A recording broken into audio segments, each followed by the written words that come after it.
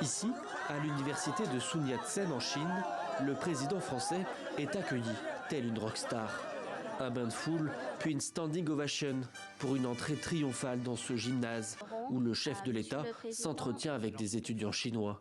Il se prête au jeu des questions-réponses et surtout, il en profite pour faire la promotion de la langue française. Je vais ici dire à toute votre génération que vous êtes les bienvenus en France pour étudier le français, qui, je le crois très profondément, est une langue d'avenir.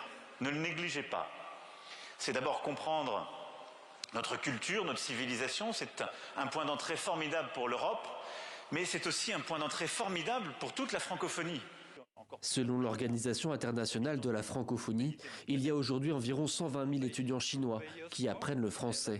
La langue est considérée par la population chinoise comme un atout pour faire du commerce, et notamment en Afrique. Le français est une langue de tous les continents, et c'est une langue qui n'appartient pas qu'à la France.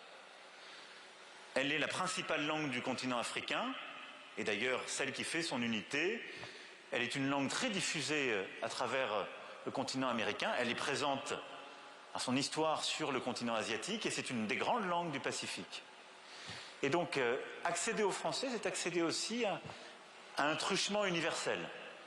Dans la foulée, le président français devait retrouver son homologue chinois pour un dîner à huis clos, puis une rencontre avec des investisseurs chinois dans la soirée qui viendra clore son déplacement de 3 jours en Chine.